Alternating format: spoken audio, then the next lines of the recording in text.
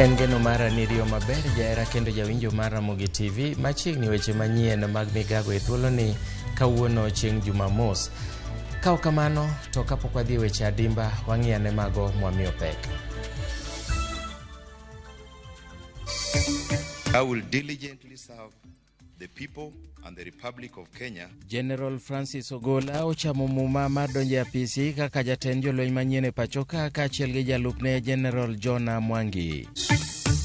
Chik ema wacho ni an onge kaka ng'at mora obed governor obed onge ng'ama nyalo tama dio e cabinet. Jalup governor Masia William Oduol osingo mar kedo ne ratiche kowacho ni no tame donjo e romo mar jotend migepe Siaya jumani.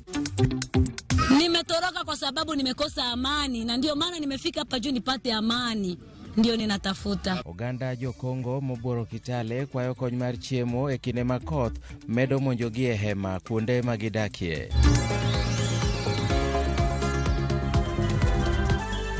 Ingi thuolo mar oro ote machuok e laini mar ote machuok ma en 3:6 machiegni nyinga Milton Ochieng'. Jatend jolweny manyien General Francis Ogola ochamo muma mar donje apisi ayanga kawuono. Jatend piny Kenya William Ruto noidho Ogola e ngas mar tend jolweny nyoro bang' kane duol mochung' ne chenro mar jolweny chwalo nyinge ne lemono. Ogola no ochamo muma e kar jot mar jatend piny ma Nairobi okinyi ma kawuono kaachiel kod jalupne Lieutenant General Jona Mwangi. E nyasi no ero jatend piny Kenya William Ruto nopuoyo tij jatend lweny madhi rutaya Robert Kibochi kokwayo jatelo manyien mondo imiyo ket maino e bero bad migawo mar lweny e pachoka.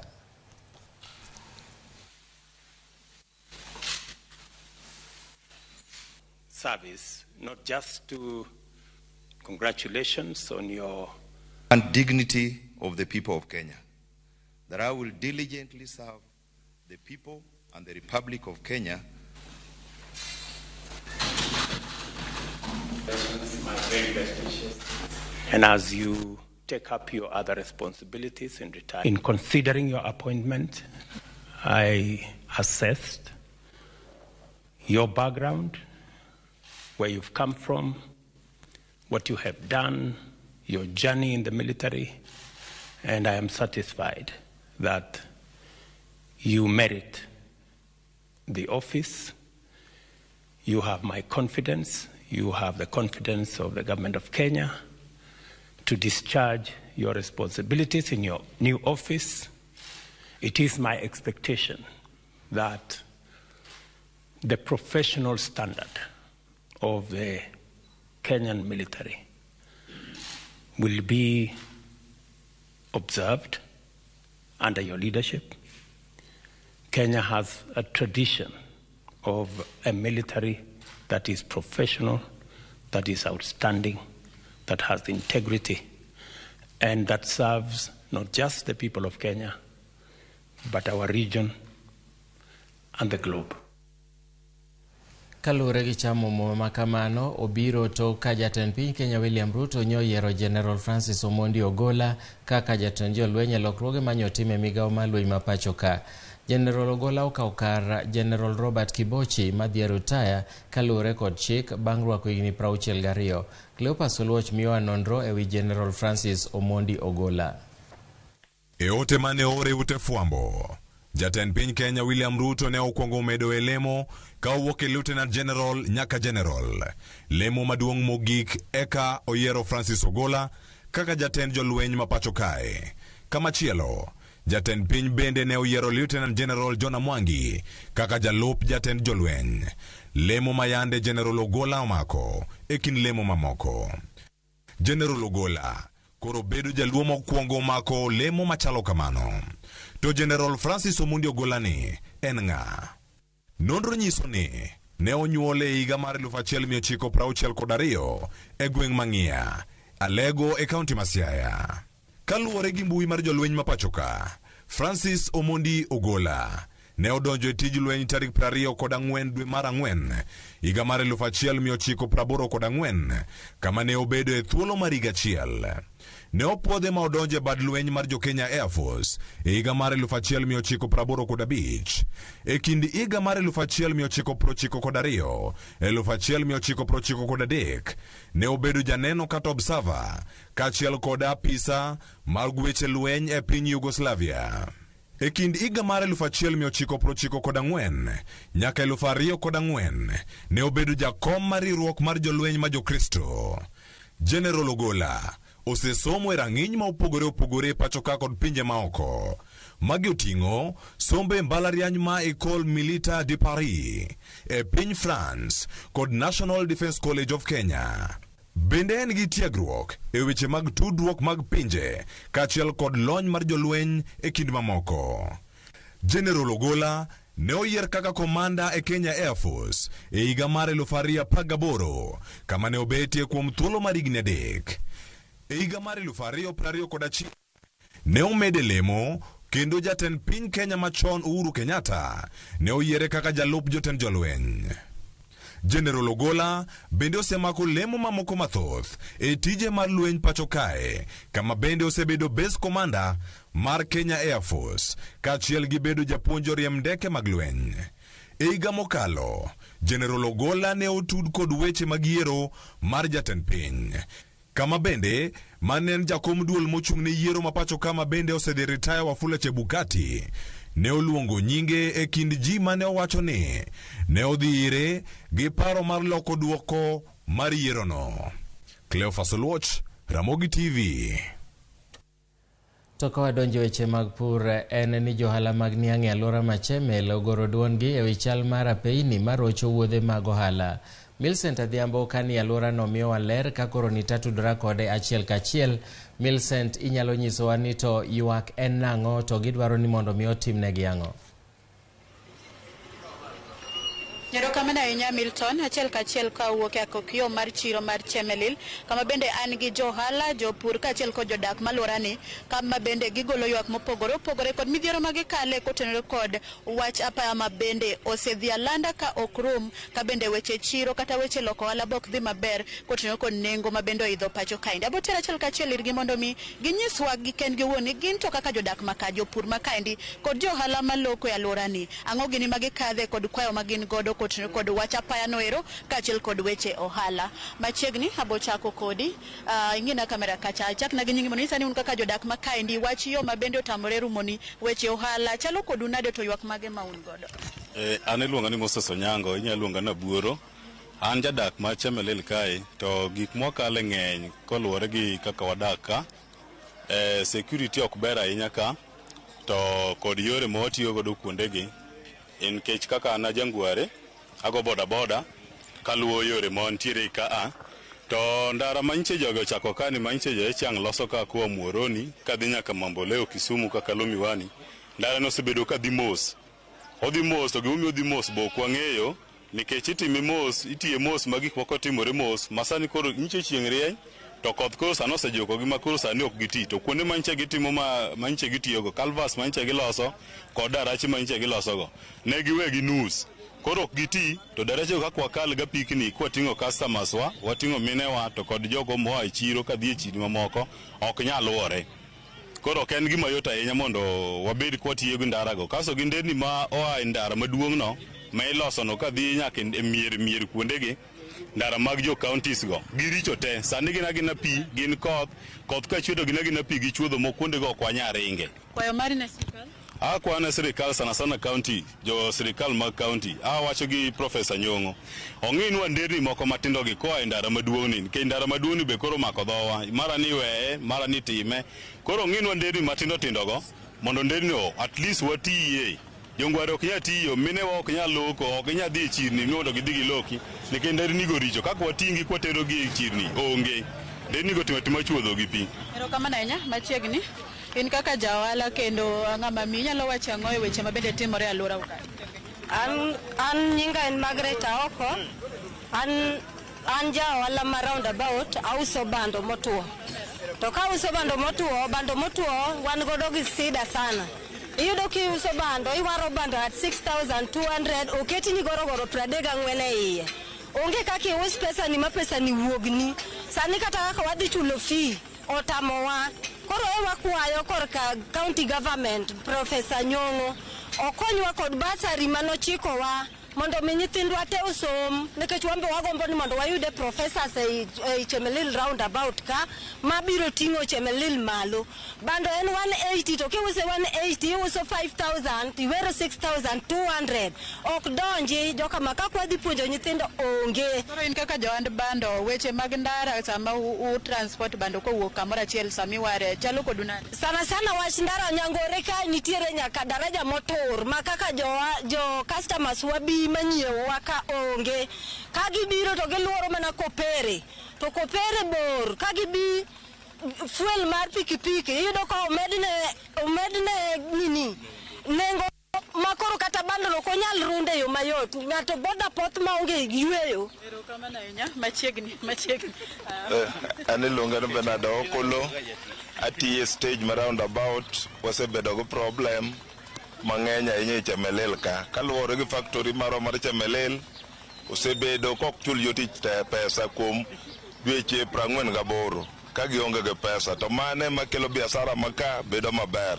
Barabara magwa kadhi e national government barabara moa Kipsitet to Mamboleo rach kata seche ma wan kaeni kidhi koleng pinyo ywa bath daraja konchiel ok lure. Mar ariyo business makae odok chien nikech factory ka ema miyowa nitie jok mapoch ken pochas nitie Chemelil ka Kiboso keto weighbridge kila mahali Chemelil sana koso niang' Chemelil koso niang' mok nyal riego to Chemelil ema tegemea ka mae gimoketo waka kadoke barabara dara mar barabara transport sane rach ma transport sane rach ma onge gimo nyalo timo kata kidhi tich tinyalo dog siling 50 mogo siling 240 to nyithindwa be dhi school wakwayo serikal marwa county government to gi national government nigi yie gigol pesa obine jo county mondo county okony jo Kisumu county wan gi kech nego ji. Erokamano machiegni Erokamano an gi nyinga iluonga ni David Onyango Tala an awuoyo kaka achiel kuom jotich ma Chemelil. Agoyo erokamano ne jo Ramogi TV kuom kelonwa report machal kama. Wasebedo kwa inyore Chemelil ka. An kaka jatich jotich ma Chemelil nitie garayas from 2017 nyaka sani. Kimiyo ji pesa timiyo ji across the board seche moko kimiyo ji pesa matin ma ok nya konyo. En kwayo mara ne national government motelne gi Dr. Ruto. Chemelil ka ma kambi mar serikal kendo samindiki ka nitie barupe ni ming'iyo mondo mi ondiki to en painful ni Chemelil ka ema sani nyithiwa ok nyal dhi skul. Sani majority mag nyithindo manyiri momako iye ne mag jotich ma Chemelil ka is very high nikech nyithindo ni e dhoudi gima nyithindo cham onge wuonu to dhi tich pile pile ka from 2017 nyaka kawuono ng'ama yud full salary tijatich kendo dwaro ni dhi ti pile pile is so painful. Kora akwayo national government ng'iye uru kambi mar Chemelil nikech other companies moluoro waka moting'o Kibos to gi West Kenya sani gi kawo nyaka nienge monego bed ni Chemelil sugar ema rego nitie locality ma Chemelil giketo nyaka way bridges man within 100 meters from the company mar serikal okete way bridge. Erokamano machiegni kada tieko kodi koro wach ndara ni ende ma bende osekelo dok piny kotenore kod bende weche mamoko bende osegolo koponi obiro tieke obiro kelo lokruok mane ne jodak makaendi jopur niang' kaachiel kod johala. An iluonga ni Evans Ochieng' nying mong'ere en Gasia. Ndara ni biro konyo nikech gimomiyo sama ne ndara ni tiyo awasi ne onge to sani awasi obiro malo moingo ka to an ga diera makende kang'eyo nikech ndara ni en shortcut kowuok Muhoroni modhi Miwani kichopo Mamboleo ing'e ni mana ka in gi shughuli moko e town eka nyalo donjo, but obro kalo direct kodhi. Koro wang'e ndara ni libedo busy dhi loko ngima maka at least ka dhi ting'ore malo kabisa. Mar ariyo, wakuo kandi government yore matindo tindo madonjo iye mamag-gi onge sani kuonde mang'eny ma iting'o mana maiti. To kandi government neno nyaka ne rangu mawuog ka nyong'o dagi loso ndernigi. Koro kwang'e ni MCS mwayiere mwaricho okwang'eyo nang'o. To jopiny osehinyore wach mar kandi government. Kandi government kata kadwa konyo jopiny to kura to nomigi. Security rach to gima rachie kabisa okang'e ni Kenya Power chal nadi. Kenya Power ng'e problem man Chemelil roundabout kae. Ging'e ni transformer moro ni kacha rach, transformer moro ni sugar belt ka rach. Jogo biro ka pile to gigom namba ka piny gibeta beta piny. Ngidhi giduong'o kamoro gibao ne to kaka stima duogo to gichako wuoth gidhi to ging'e ni gino kethre. Koro stima lal ka ok tiek kata na 30 minutes ka stima pok olal. To ng'eny jo biashara kaka jo kinyosi nigi chandruok kabisa. Koro ka ber Kenya Power bende wadwaro mondo sirikal owuonwa to ndara maduong' C34 ni mjumbe marwa koyo to setemo mano sekelo en nosechopo kuma nochope mandaro chak los. Koro sirikal ema dwoko wa piny. Ok wanyalo wacho ni en onge to modok korka kandi government onge gima konyo wago. Kaparo ni MCA manwa yiero manodong' bele to kadwa wuoyo kuome. Maendeleo manwa neno roundabout ka kende en maua moro no pidh kae to kawie $3 million. Ni timo beautification mar Chemelil roundabout. Noko konyowa. Omiyo wan ka kata ichiro ka kiwuothe. Nogernwa shed achiel mane rangu mogero nodwa medo moro. Kitieko kwayo ne government. Wakony kono sirikal mondo gitemie giketie ngima jopiny kama ber. Jopiny winjo matek. Kalo kuom timang'o. Gine kaka ginyalo konyo gi nitie joma njobe obed affected gi pi. Kelne gi relief food kaka inyalo tim. Kaka mama ni ne pi odonjo ne ot gige nokethore mang'eny. Awakwayo ni kaka sirikal winjo jopiny. To giduoknwa bech gik moko ma jopiny tiyo godiochieng' kodiochieng'. Giduoke piny at least mogo kuond moko wawinjo ni mogo en 150. To be ok giketo ma kawaida nikech kinyiewo skari kilo achiel ka 180 kidhi awasi en 150 kinyono katito. Koro kwang'e ni gago mane magerenge be. Patrol mar security to nyaka koro timatima ne giywago mtoka ta pa mtoka monyo to semedgi ka. Ok ang'e no tere koru to ginyal tamo ni patrol ok ginyal timo to gin gi mtokni bo ginyal ywago non fuel to gi sirikal nitie. Dhiang'e kwalo ka pile pok otieko ndalo adek nyaka ncha kwal dhog ng'ato ka. Chok gi lu. Koro wadwaro ni sirikal otitije to kok gidwa to wabro tiye to magiwacho ga ni jopiny okawo chike lwetgi. Erokamano ahinya Milton, mano moko kuom ywak kod midhiero mabende jodak makoni oyango ni gikaloe ka bende thor wach magin go mondo mi sirikal owuog oko ng'iyane ni to ere kaka inyalo konygi kuom timo achiel ariyo adek ahinya to e loso ndara mabende bro medo ting'o malo weche ohala makoni kaachiel kod chulo jotije to ahinya bende ng'iyo wach arita kwe makoni kokalo kuom loso teko stima kaachiel kod keto bilo mabende bro timo patrol e neno ni jodak kod johala ngimagi chalo. Ka kamano aduoko ni e studio mondo idhi nyime kod kelo weche medo tuche mesa mar ke weche Milton an kuomi. Erokamano ahinya Milcent, kapok iwuok kanyo ne ni moso nagasia. Erokamano. Wadhi nyime gi weche mamoko kama wayudo ni olalo e kind gavana ma Siaya James Orengo kod jalupne William Oduol medo mana nyenyore bang' Oduol singo madhi nyime kod soko wang' sirikal mar kaunti ma Siaya itiyo marach gomenda jopiny. Oduol bende chano dhi donjo ne jorit mag Orengo mowacho ni ne orocho ratiro mage e kinde mane gitame donjo romo ma jotend migepe chieng' tich ang'wen ma jumani. Chris Owino lerowa. Amen mar siasa kind gavana ma Siaya James Agri Bob Orengo kod jalupne William Oduol medo tedore bang' William Oduol singo marakore aching' kod tend Orengo. Pok wawuoyo bende kod gavana dwe achiel nyaka nachak nyiso jopiny kaka pesgi kwalo. An ng'en sani koro an adwi mege ji. Ung'en Cheska na nomaya. Ung'en security mara nomaya. Sani benda wacho ni kata mana mtoka maringo kodocha mafuta ani maketo. Lakini ing'eyo ni onge ber mabiro ka ok lito betie. Omiyo an ayie ni mondo achul mafuta kata mana higni 5 mabiro gi to mondo anyis japiny haki mare. William Oduol mosebedo ka ok modhre pi kod jatende kuom thuolo mar dweche buora wacho ni oikore mar siemo wenge jodito e sirikal mar kaunti no mar neno ni gichopo singo mane gimiyo jodak ma Siaya e kinde campaigns. An kano chako campaign gorengo no wacho ne wadwa ni nyalore. To kendo podi an gi geno ni nyalore pod nyalore. Emo mi winjo ka goko mondo nyalore kik bed kwalore.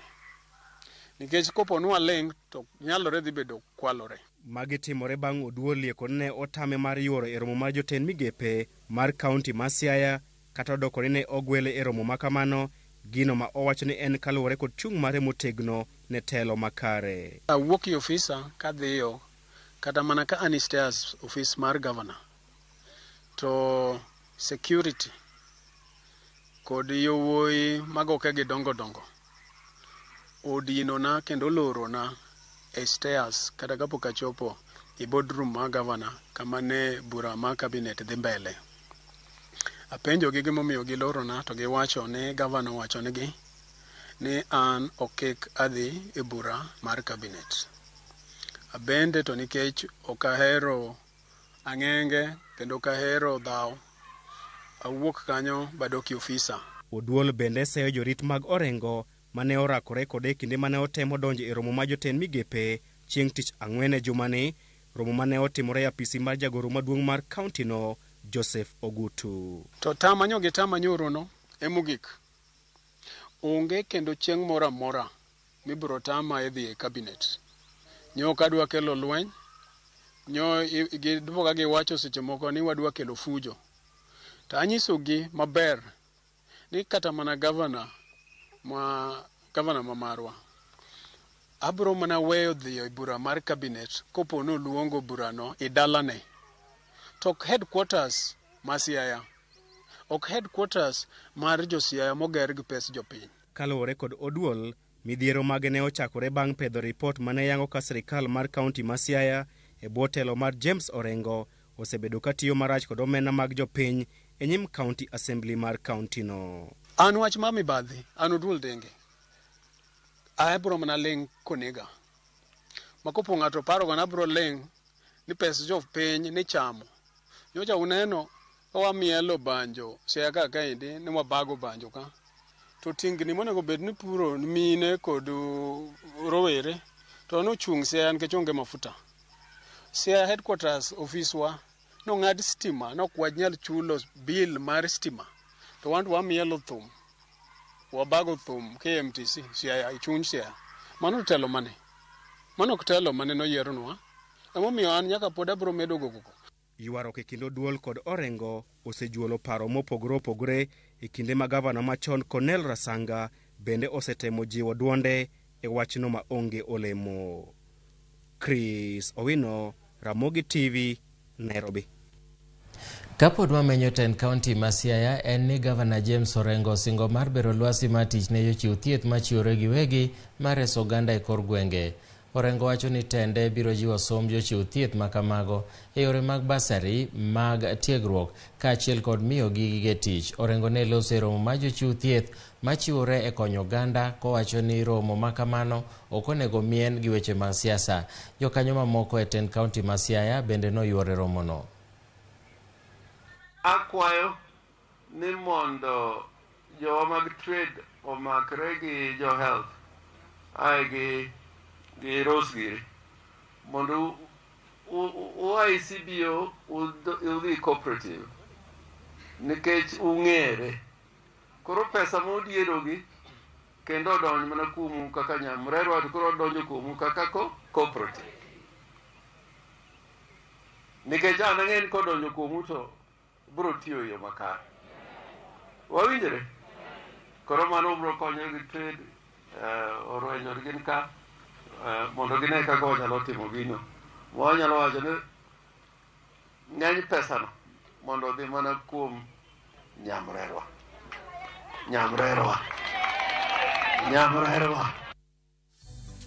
Mana kamano, yiena mondo akaw yweyo mokwongo e weche manyien mag Migago kowuok e Ramogi TV. Akwayi ni kik idhi mabor nikech bang' kaw yweyo wabro duogo gi mathoth.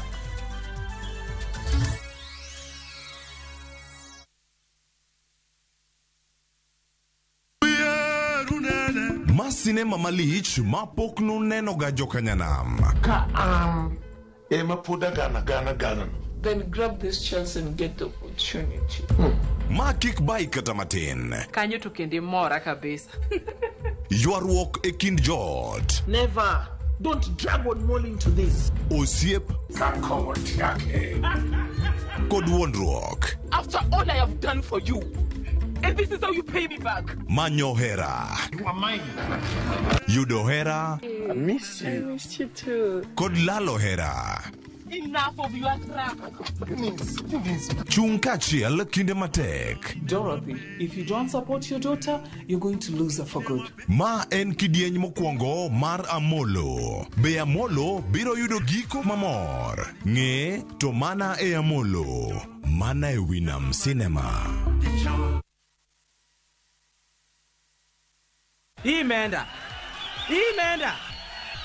kabisa. Isabiki niliona kwa TV watu wakicheza, nikaona wakitangaza wamekula, na mimi nikajaribu kucheza, nisikia kufurahi. Nitengeneze nyumba, ninunulie bibi kang'ombe. Hii inashindwa sasa, niko na pesa. Shiriki kwa kutumia 50 bob pekee na ujipe nafasi ya kushinda 500k kwa kupredict 13 games on shabiki.com. Cheza na Autopic kwa kutuma neno KJP kwa 29063. Hata kusipokuwa na mshindi wa all the 13 games, yule atakayepata wa juu zaidi anapewa the 500k kila wiki. Guaranteed. Cheza sasa. Not for persons under the age of 18. BCLB number 416.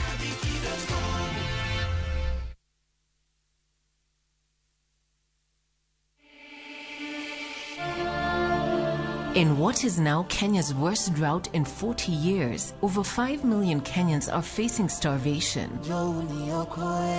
And almost 1 million children are staring into an uncertain future due to hunger and malnutrition.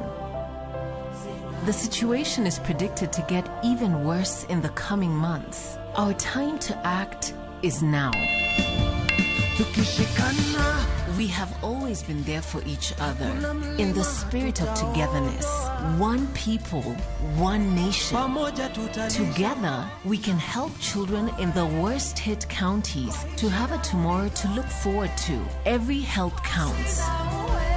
To send your donation, dial *802# on your phone or visit www.saidika.co.ke, an initiative of Kenya Red Cross Society and Saidika.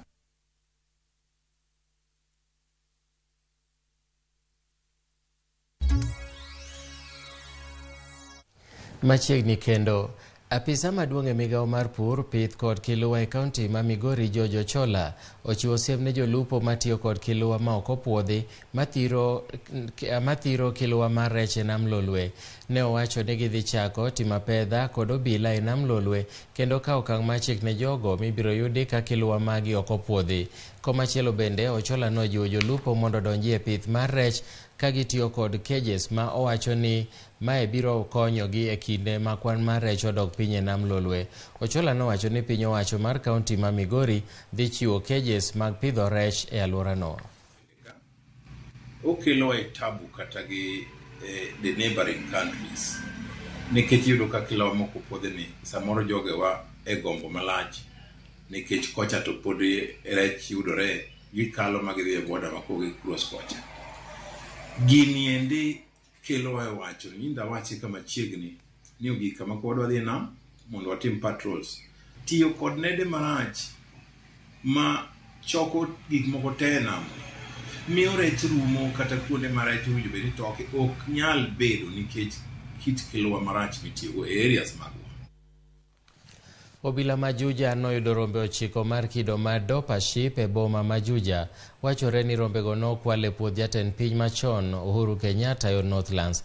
Kane oyango wachno, Sub-County Commander ma Juja Phyllis Mudhoni ne owacho ni rombe go ne oyudi kojwang' kamoro modinore e boma ma Juja ka gineno mool kendo denyo gino manomiyo gimiyogi chiemo mokwongo. Meneja mar puodho ma Northlands ne ofwenyo rombego bang' kane okawgi kod Nissan bang' ndiko dhoge tesendo obila ma Mugutha. Jal manoyudo rombego eko e ode nolal kendo koro obila manye. Hizi hazikuwako, walikuwa na zizi la tumbuzi ya jamaa huyu mwenye neighbor Ananiambia hata mbuzi za Uhuru zimekuliwa hata hapa kwetu. Na kabisa sinaona hii vichwa hii. Babu bure ni ya huko. Sasa unajua ilikuja ikadambwa. Ikawekwa na watu wakafanya nini? Wakaenda. Hizo siwezi thibitisha mpaka investigation ifanywe na wenyewe wanje wakagua sema kama ni sawa. So hiyo yote ni mambo ya wizi na itakuwa treated kama any other case. Iwe investigated pamoja na hii case nyingine. Alafu whoever be found capable apelekwe kotini.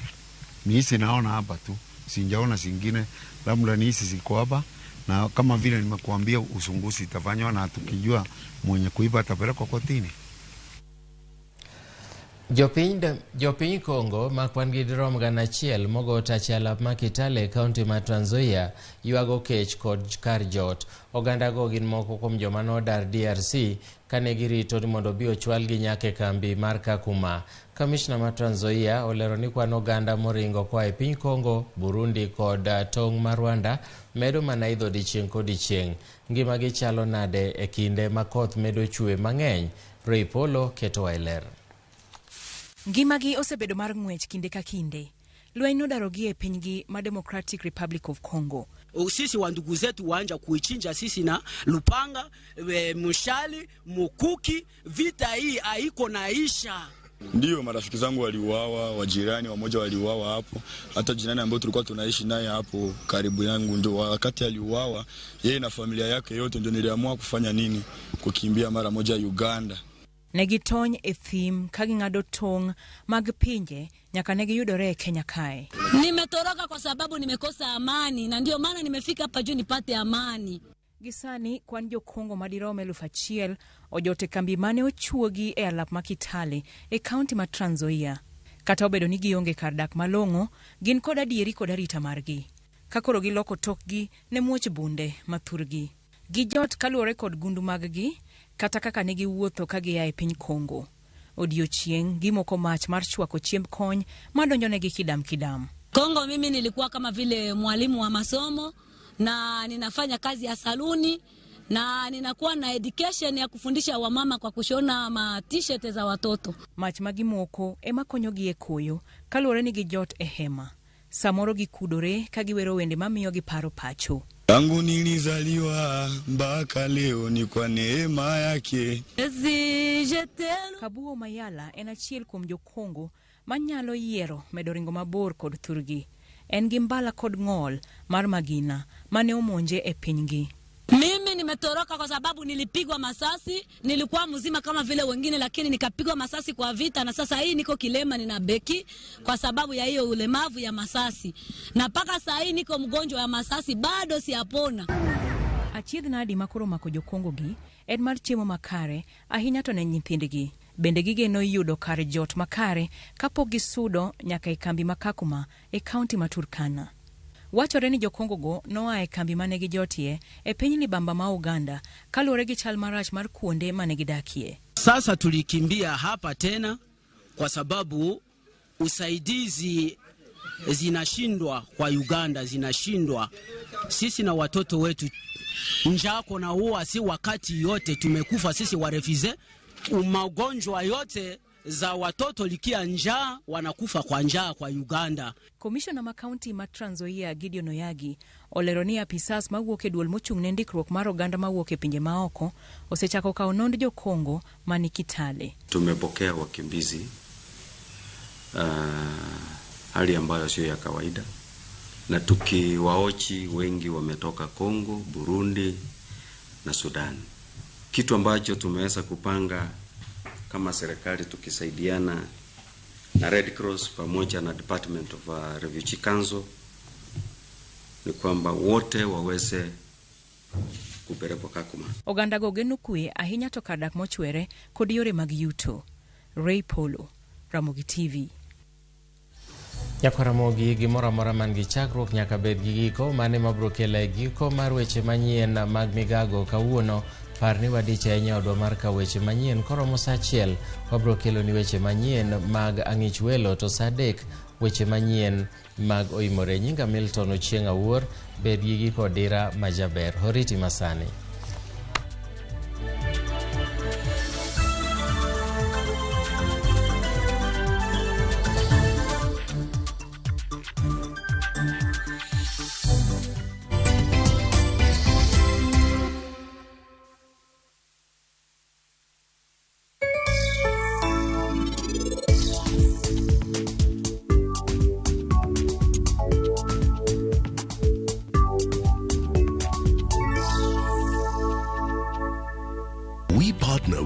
communities across all 47 counties, we partner with people. Through the values we share, the people who inspire us, and the lives we continue to touch. Because when we unite, there's nothing we can't do.